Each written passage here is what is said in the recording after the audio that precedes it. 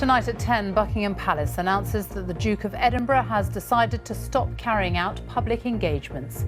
He will retire from the public eye after the summer, but today it was business as usual, complete with a touch of his trademark wit.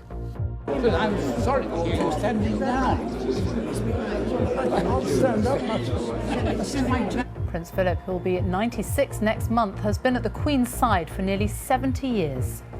If we regard the Queen's reign so far as a success, and I think we do, the joint author of that success is the Duke of Edinburgh.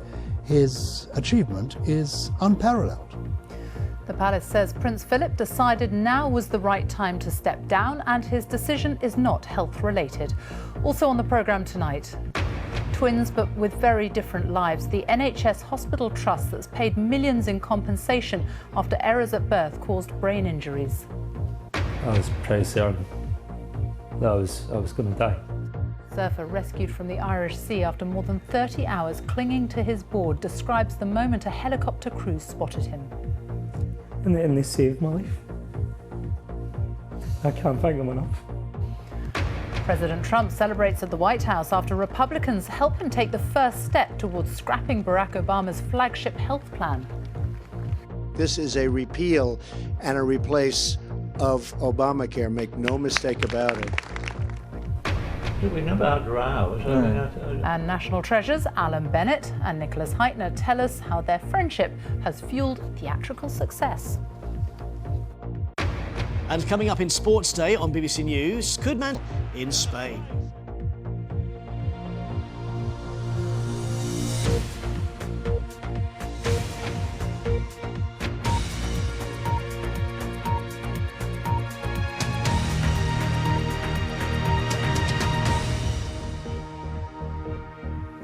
Good evening. After nearly 70 years in the public eye, the Duke of Edinburgh has decided to retire from royal duties from August.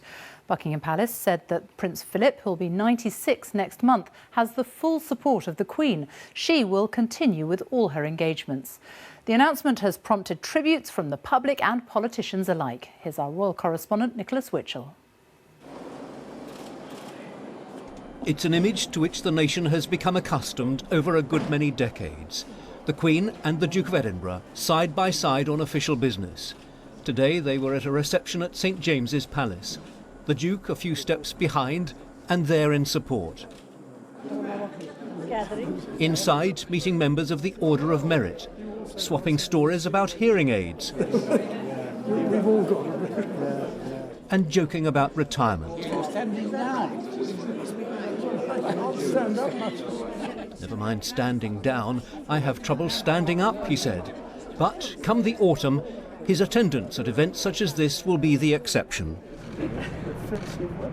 After nearly 70 years of public service, the Duke has decided a few weeks short of his 96th birthday that it's finally time to step back from public duties.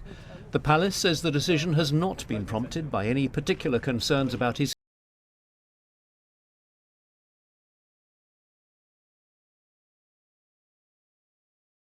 familiar joke. You've not seen the world's most experienced pluck on there. Alongside all those plaques he's unveiled are the serious achievements, things like the Duke of Edinburgh Award Scheme. But his most important contribution has been the support he's given to his wife, the Queen. As she's become the longest reigning monarch in British history, he's become the longest serving consort. They've done it together. And on their golden wedding anniversary, the Queen spoke about how much her husband meant to her. He is someone who doesn't take easily to compliments, but he has quite simply been my strength and stay all these years.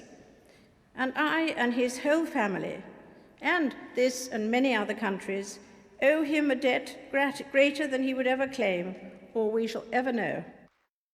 Soon, though, the Duke's public role will come largely to an end.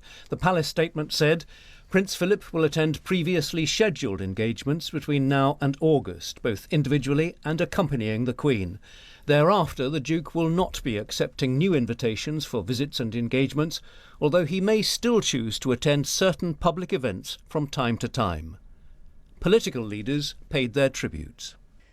From his steadfast support for Her Majesty the Queen, to his inspirational Duke of Edinburgh Awards, and his patronage of hundreds of charities and good causes.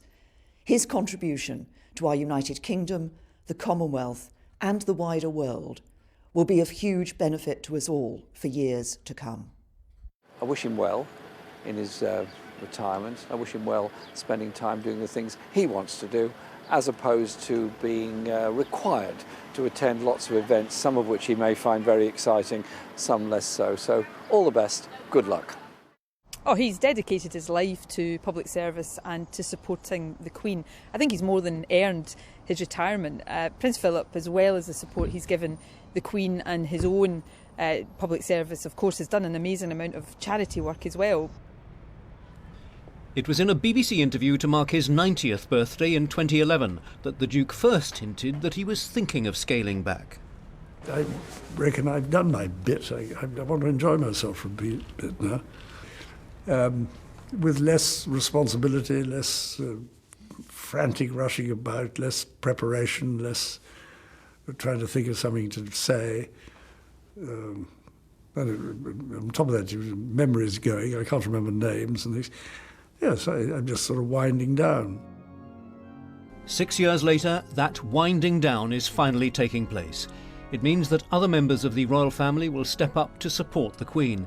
It's likely she'll be seen more frequently at major occasions with the Prince of Wales or Princess Anne. But those who know the couple say it won't be quite the same for the Queen. The Queen will undoubtedly miss him on public occasions. There's no doubt that when they go out for a day together, they are a mutual support system. And having been on tours with them, having followed in the car behind them, you see at the end of the day, they get together into the car and he entertains her hugely, telling her funny stories about what's happened during the day. So she will definitely miss all that, and occasionally she will strike us as a lonely figure. But she'll be going back to Buckingham Palace, Windsor Castle, Balmoral, and he will be there. Slowly but surely, there is a generational shift taking place at the palace. Officials have made it clear that the Queen will continue with her public engagements, but at the age of 91 now, her load is being lightened. As monarch, she is still the central figure, but as today has underlined, there is starting to be tangible evidence of transition. Nicholas Witchell, BBC News. Prince Philip has accompanied the Queen on countless state visits around the world. He has carried out more than 22,000 solo engagements and made thousands of speeches while supporting charities and organisations, including his own, the Duke of Edinburgh's Award for Young People. Our royal correspondent Peter Hunt reflects on a long life in the public eye. Prince Philip has been an unstoppable royal force for 7 decades. While he's finally taking it easier, the organisations he champions will continue. Millions have benefited from the Duke of Edinburgh's award scheme. When I spoke to him a decade ago, he was modest about what he'd achieved. I know you hate the L word, but do you see it as an important part of your legacy? Legacy? No, I don't. It's got nothing to do with me. It's there for people to use. I couldn't care less. And you would both obviously argue it's still relevant? Well, a school's relevant, isn't it? And your scheme? It's relevant too, because it's part of the process of growing up. They've been growing up with his help since 1956. The Queen's husband may be stepping down. He won't be backing off. Everyone's entitled to step back a little bit, and certainly his retirement from public duties doesn't mean he's going to lose interest in what we're doing. I think I'll still have to stay on my mettle and report to him regularly. He's obviously got a genius for that sort of thing. Skipping in a suit in the 50s mightn't have been his thing, but links with youth clubs he fostered in his young adult life he sustained into old age. This London youth club benefits from Prince Philip's support and from his visits. He was quite a lively man, and he made lots of jokes and different things, and he went around talking to lots of different people, and he also had a meal here which he really enjoyed and made good comments about the food as well. Another of his causes, the environment and conservation. Princely passions Philip embraced long before they were mainstream popular issues. Probably the biggest thing he's done is help us reach lots of people globally in different parts of the world and bring together really influential people in support of conservation. He's got a great convening power. He brings people together. You can't have squash messages and things you can send out on? No, it's all voice. There's a 2-second delay. Travelling the world, here he was with British troops in Iraq when he was in his 80s, is also at an end. The former naval officer doesn't do bland. His bluntness has occasionally got him into trouble on his travels. For his critics, he's a gaffe-prone prince. The most notorious was during the Queen's state visit to China, when her husband told British students there, "If you stay here much longer, you'll all be slitty-eyed."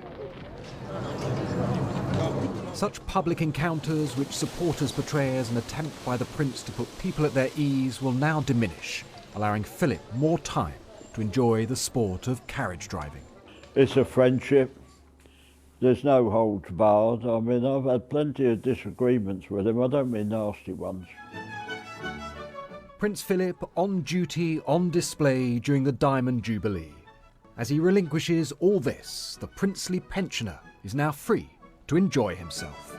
Peter Hunt, BBC News. Well, Nicholas Witchell is at Buckingham Palace for us this evening. So almost 70 years side by side with the Queen in the public eye now. How important a change is this going to be for her? She will take it in her stride. Of course she will. She's used to carrying out solo engagements. She will just carry out rather more from the autumn.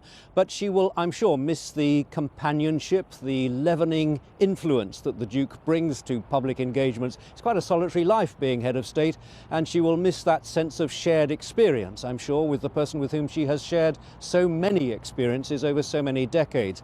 It does, I think, remind us of the contribution he's made to the success of this reign. He has no constitutional role, of course, as a husband of the Queen. His principal role has been, as she put it herself at the time of their golden wedding, my strength and stay over so many years, as a source of support and frequently pithy advice in private, and that, of course, will continue. Now, he's been considering this step, as I understand it, since the turn of the year. He wanted to spend last year, the year of the Queen's 90th birthday, at her side in public, but he's now putting into practice what he talked about at the time of his 90th birthday, winding down, stepping back, though remember he has also said that he reserves the right to attend some public events. That'll be decided on an ad hoc basis. But as he does wind down now, so of course the younger generations will have to step forward even more in support of the Queen, and one does get that real sense now of a generational shift within the family. Nick Witchell, thank you. An NHS trust has paid out millions of pounds in compensation after errors in monitoring babies' heart rates during birth led to brain injuries. A BBC investigation also revealed that at least 5 babies have died at Shrewsbury and Telford Hospital NHS Trust as a result of similar errors. But the trust said the sums paid out offer little insight into its maternity services. Our correspondent Michael Buchanan has this exclusive report. Beth and Olivia are identical twins. What swing are you going to go on? They're now 11, and the older they get, the less similar their lives become. 2, 3, go! Beth is fit and healthy, but Olivia was born with a brain injury. Problems with monitoring her heart rate and delays in delivering her means she has cerebral palsy. She struggles to walk, can't talk, and has carers 24 hours a day. Our family life is not the same as it should be. We've all had to make drastic changes to our life. I wasn't able to go back to work, had to become a full-time, well, I say a full-time mum, full-time carer, I think, and a mum second, and obviously I had 2 children to look after. Olivia can't swallow, so is fed through a tube. All problems the Shrewsbury and Telford Hospital Trust has admitted causing. Similar errors have also left other children with brain injuries. In 2015, we've learned a consultant at the Trust told a meeting one compensation claim for £4.4 million related to CTG, or fetal heart rate interpretation. 2 other claims, he said, worth £144,000, were also due to failures to properly interpret the baby's heart rates. Medical negligence lawyer Beth Harrison says her firm has 27 open investigations into allegations that the Trust's maternity errors have caused brain injuries. We are seeing repeatedly the same mistakes again and again. There is generally a delay in acting upon fetal distress. I also think there is a culture of trying to push for a vaginal delivery in some circumstances, these women need a caesarean section and they aren't getting that. The Trust has been under intense scrutiny since we revealed last month that the Health Secretary has ordered an investigation following the avoidable deaths of at least 7 babies. Over the past decade, we've learned they've paid out nearly £25 million in compensation following maternity errors, one of the highest figures for similar units. The Trust told us they wouldn't comment in detail in case they prejudice the ongoing review, but did say claims can be, and frequently are, brought and resolved many years after incidents occur, and that the sums paid out in recent years offer little insight into the maternity services provided by the Trust. Yes, yeah, good girl. Beth and Olivia will be lifelong friends, but basic maternity errors mean only one of them will fully flourish. Beth's going to do all the things that most children do, or adults, university, work, a family of her own. Olivia will never do any of those. She'll always live at home with us for the rest of her life. Michael Buchanan, BBC News, Shropshire. President Trump has been celebrating at the White House after the US House of Representatives passed a healthcare bill bringing his pledge to repeal and replace so-called Obamacare a step closer. He vowed to finish off Barack Obama's signature healthcare law, which offered medical insurance to millions more Americans. But President Trump's plan may well face a tougher ride in the Senate, where Republicans have a smaller majority. Here's our North America editor, John Sopel. The ayes are 217, the nays are 213. The bill is passed, and without objection, the motion to reconsider is laid upon the table. The moment at just after 2 o'clock this afternoon in Washington when Trump Care became a thing. Shame! Shame! Shame! But outside a rather different tune as protesters chant shame, this fight isn't over yet. Getting the measure through the Senate is going to be every bit as tough, because as today's debate showed, this is a deeply divisive issue. So I ask you, my colleagues, does Trump Care lower health costs? No. Does Trump Care provide better health care? Does Trump Care protect seniors and families? But has panto season come to politics? Yes. Are we going to be men and women of our word? Are we going to keep the promises that we made? Or are we going to falter? Thank you. Thank you. In the Rose Garden this afternoon, the President beamed. A time for fist pumps and hugs with the Speaker. This is an important legislative victory. This is a great plan. I actually think it will get even better. And this is, make no mistake, this is a repeal and a replace of Obamacare. Make no mistake about it. Make no mistake. They're dancing a happy dance at the White House today, but the extraordinary thing about this vote is that there's been no independent assessment done on who'll be affected, in what way, and what the costs will be. By the time this gets to the Senate, that will have happened, and that could affect whether Obamacare really does become Trump Care. John Sopel, BBC News, Washington. A man who was rescued from the Irish Sea after clinging to his surfboard for more than 30 hours says he was convinced he was going to die. Matthew Bryce had set off on Sunday morning and was last seen heading towards Westport Beach near Campbelltown. 8 rescue teams were mobilised when the alarm was raised. The 22-year-old was finally spotted by a helicopter drifting 13 miles offshore. He's now recovering in hospital and he's been describing his ordeal to our correspondent Chris Buckler. By the night time, it wasn't just the shoulder and leg, it was all my limbs were cramping. Matthew Bryce is exhausted, sunburnt and still recovering. But he's just thankful to have survived after drifting alone in the Irish Sea for more than 30 hours. And I would say that's probably a yellow surfboard, so that would be the right colour. This picture, taken on Sunday, shows him surfing off the west coast of Scotland before he was pulled out to sea by strong winds and tides. The current changes and I can't do anything. And all this time the wind's pushing me further and further and further out. And then night fell.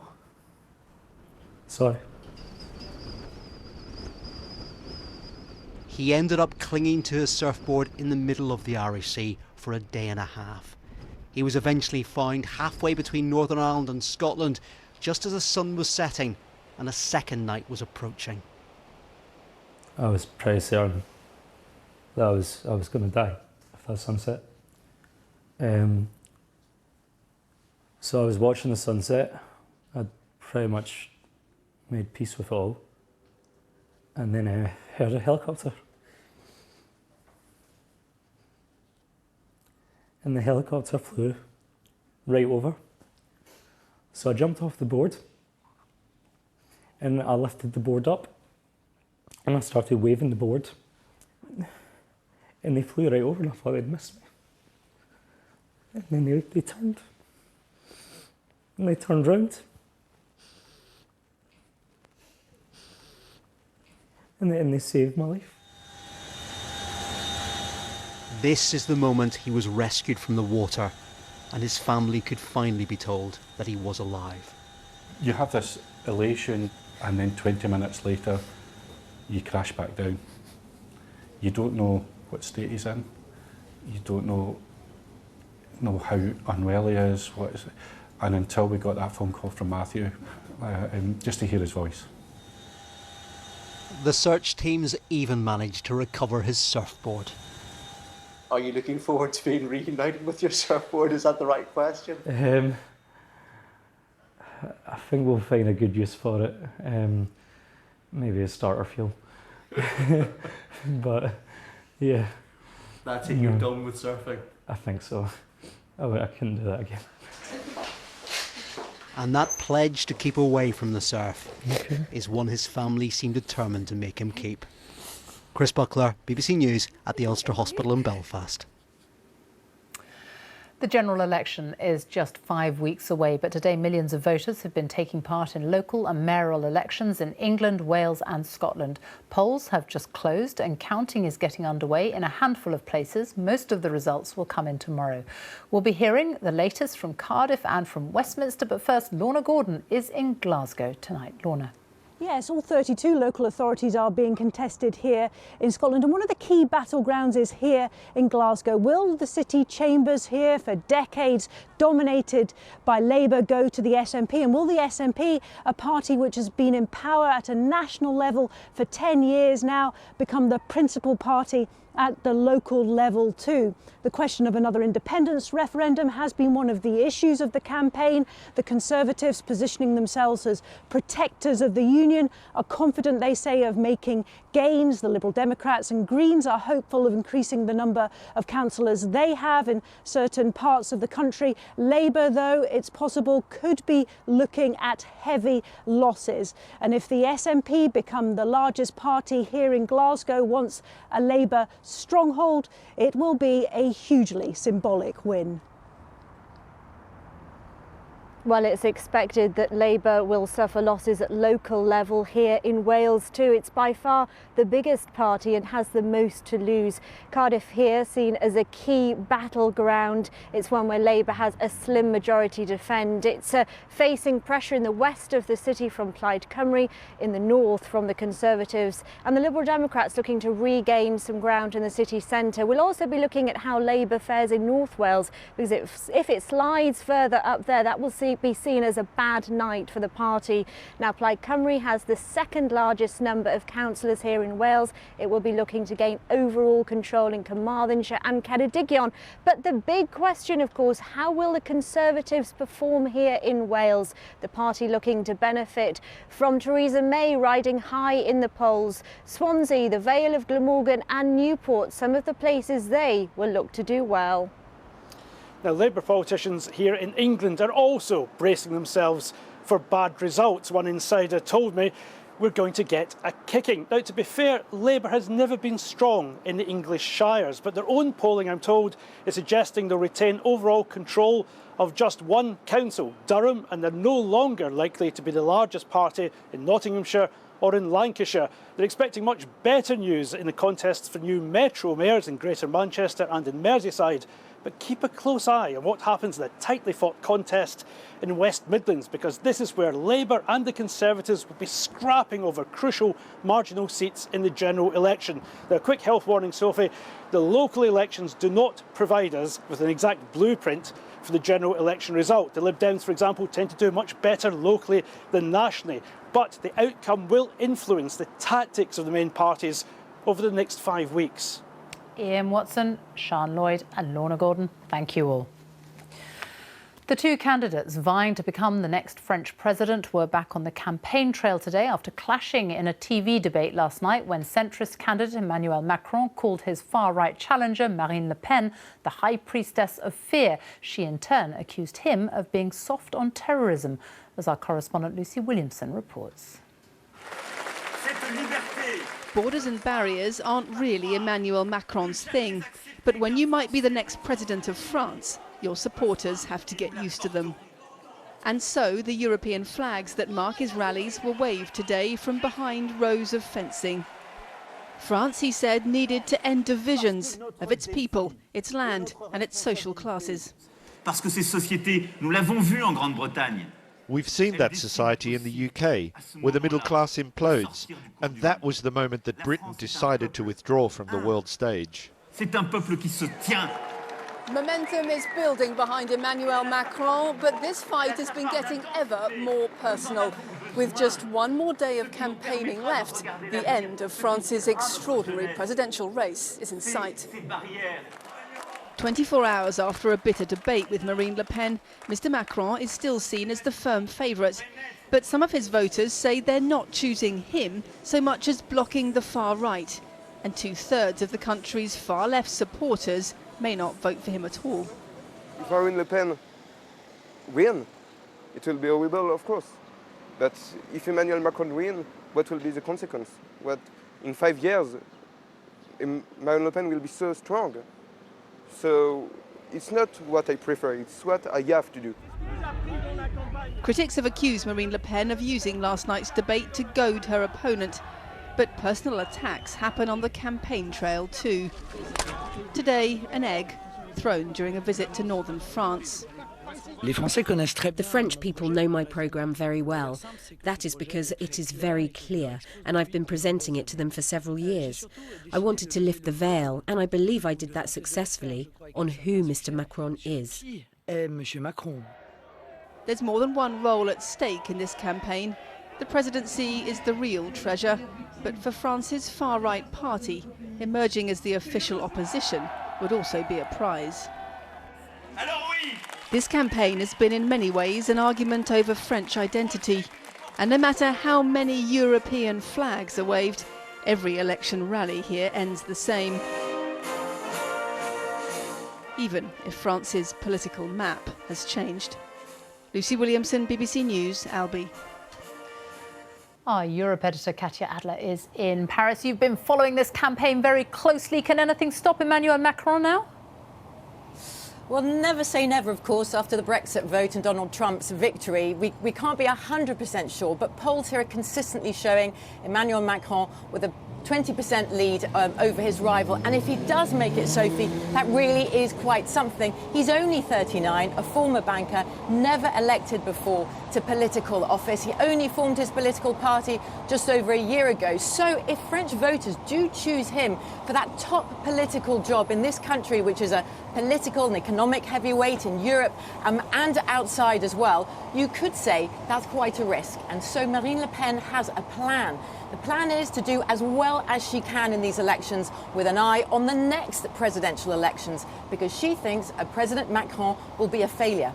This is a country that is really hungry for change, but it's divided over the kind of change it wants. And she thinks that President Macron won't be able to unite the country, may not even be able to introduce dramatic change if he can't form a strong government. And he is still a political novice. So if he does fail, she intends to be waiting in the political wings. Katya, thank you. Football now, and Manchester United have been in action tonight in the first leg of their Europa League semi-final against the Spanish side Celta Vigo. Marcus Rashford. Now, Alan Bennett is one of this country's greatest living playwrights. Sir Nicholas Hytner is one of our most successful theatre directors. Together, they have brought some of the most critically acclaimed works to the stage, creating huge hits like The History Boys and The Lady in the Van. Our arts editor Will Gompertz has been talking to them about their collaboration, which has lasted more than a quarter of a century. They treat me like an oracle, and that's what oracles do, they repeat themselves. Here's a scene from Alan Bennett's play The Habit of Art, which, on the face of it, imagines a meeting between the poet W.H. Auden and composer Benjamin Britten. But there are also plenty of jokes that allude to another meeting of creative minds. You always mean what you write. That of the playwright and his long-term collaborator, the director Nicholas Hytner. We never had rows. I mean, I can't. I mean, I can only remember about 2 disagreements, but we never had it. If you believe in art comes out of conflict, it doesn't work in that way in our case. No, but it does come out of compromise. What would you say of all those plays you two have made together, and some of which become films, is the high point? Well, the thing we enjoyed absolutely every minute of is obviously the History Boys. So I'll thank you if no one mentions Oxford or Cambridge in my lessons. As the director of the National Theatre, what is it about Alan Bennett plays that seem to make them absolutely bulletproof when it comes to success? Well, don't say that. Well, the way Alan talks through his characters is the way large audiences wanted to be talked to. They trusted what he had to say and they trusted the way he said it. There's a kind of bond that Alan creates in the way he writes, which I could always depend upon. Put the van in your drive? That never occurred to me. Such as The Lady in the Van, a play which they subsequently turned into a film about an eccentric old lady who inveigles her way into Alan Bennett's life. You're not doing me a favour, you know. I have got other fish to fry. Is it true that you write about the outsider, principally? Well, I suppose it is true, but not consciously. I mean, I don't go casting about for people who aren't in the charmed circle, as it were. Have you ever had a situation, Alan, where you've taken a play to Nick, he was unenthusiastic, and the play never saw the light of day? No, no.